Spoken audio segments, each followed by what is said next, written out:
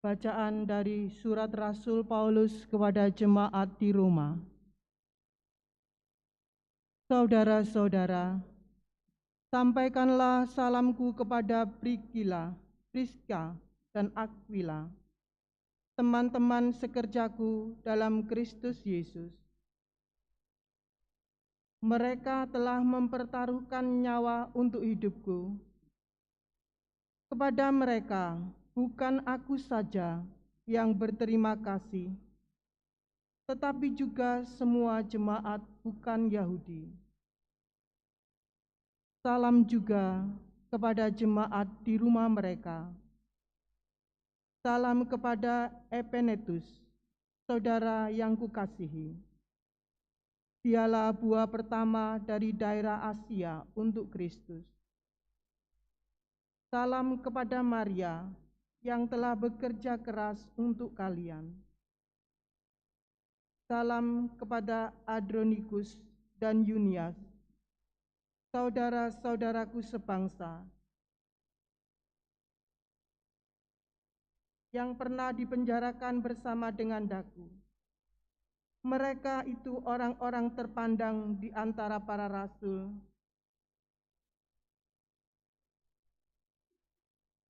Dan telah menjadi Kristen sebelum aku.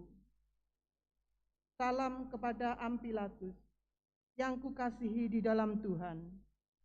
Salam kepada Urbanus, teman sekerja kami dalam Kristus. Dan salam kepada Takis yang kukasihi. Hendaklah kalian saling memberi salam dengan cium kudus. Salam kepada kalian dari semua jemaat Kristen. Salam dalam Tuhan dari Tertius, yaitu aku yang menulis surat ini. Salam bagi kalian dari Gaius yang memberi tumpangan kepadaku dan bagi seluruh jemaat. Salam kepada kalian dari Eratus, bendahara negeri, dan dari Quartus, saudara kita. Kasih karunia Yesus Kristus Tuhan kita menyertai kalian semua. Amin. Allah berkuasa menguatkan kalian menurut Injil yang kumaklumkan dan pewartaan tentang Yesus Kristus, yang isinya ialah pernyataan yang berabad-abad lamanya tersembunyi, tapi kini dinyatakan, yang menurut perintah Allah yang abadi telah diberitakan oleh kitab-kitab para nabi kepada segala bangsa untuk membimbing mereka kepada ketaatan iman. Bagi Dia satu-satunya Allah yang penuh hikmat itu, segala kemuliaan untuk selama-lamanya oleh Yesus Kristus. Amin. Demikianlah sabda Tuhan. Syukur kepada Allah. Aku hendak memuji nama-Mu untuk selama-lamanya, ya Allah Rajaku. Aku hendak memuji nama-Mu untuk selama-lamanya, ya Allah Rajaku. Setiap hari aku hendak memuji Engkau dan memuliakan nama-Mu untuk selama-lamanya. Besarlah Tuhan dan sangat terpuji, kebesarannya tidak terselami. Aku hendak memuji nama-Mu untuk selama-lamanya, ya Allah Rajaku. Angkatan demi angkatan akan memegahkan karya-karya-Mu dan akan memberitakan keperkasaan-Mu. Semarak kemuliaan-Mu yang agung akan kukidungkan, dan karya-karya-Mu yang ajaib akan kunyanyikan. Aku hendak memuji nama-Mu untuk selama-lamanya, ya Allah Rajaku. Segala yang Kau jadikan akan bersyukur kepadamu, ya Tuhan, dan orang-orang yang Kau kasihi akan memuji Engkau. Mereka akan mengumumkan kemuliaan kerajaan-Mu dan akan membicarakan keperkasaan-Mu. Aku hendak memuji nama-Mu untuk selama-lamanya, ya Allah Rajaku. Haleluya, haleluya, Haleluya,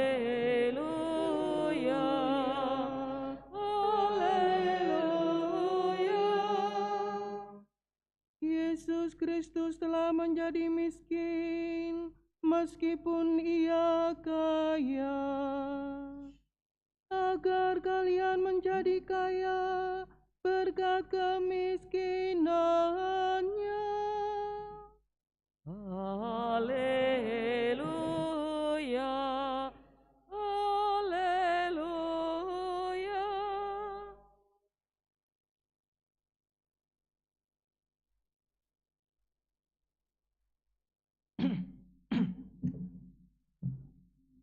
Tuhan bersamamu. Dan bersama rohmu. Inilah Injil suci menurut Lukas. Dimuliakanlah Tuhan.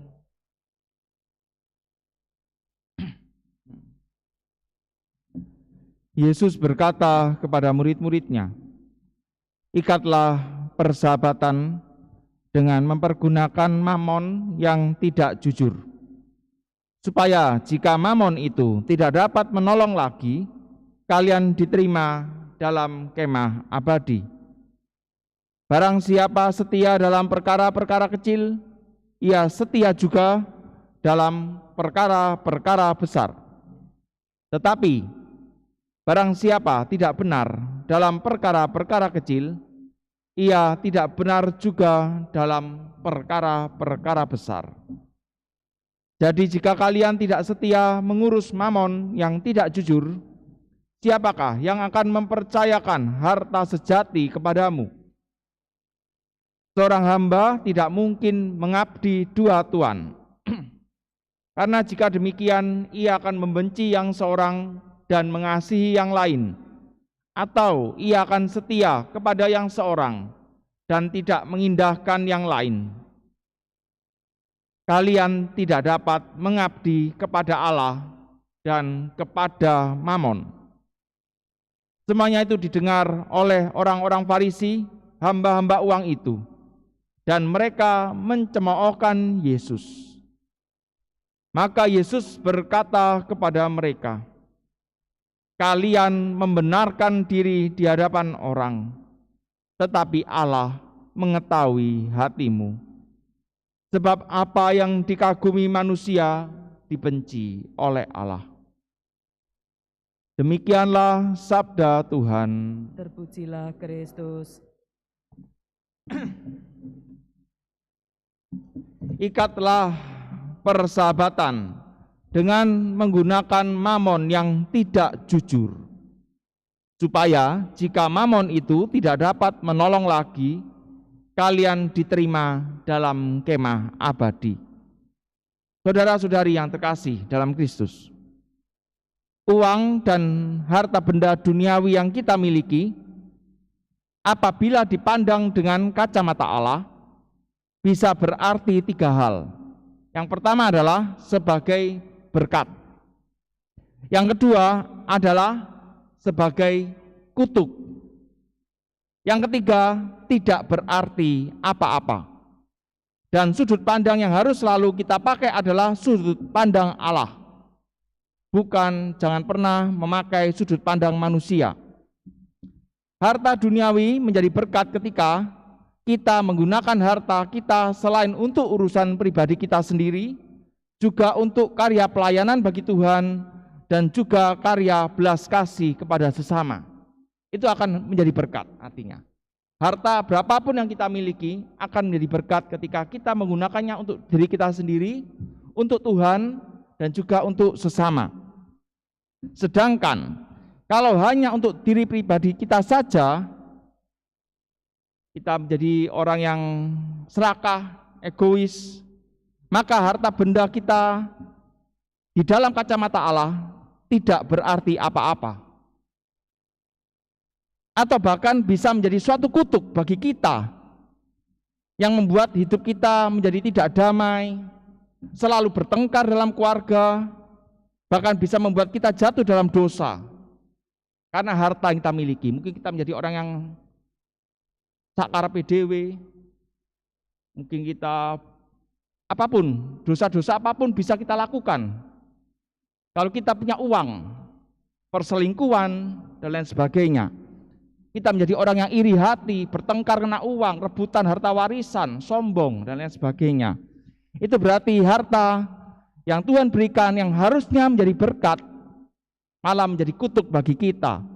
Karena itu kita hari ini diingatkan oleh Tuhan, ikatlah persahabatan dengan menggunakan mamon yang tidak jujur. Artinya apa? Gunakanlah harta kita untuk karya pelayanan. Gunakanlah harta kita untuk karya belas kasih kepada sesama, selain untuk diri kita sendiri. Sehingga dengan demikian, ketika mamon itu tidak dapat menolong lagi, ketika kita meninggalkan dunia ini, maka kita nanti akan diterima dalam kemah abadi di surga.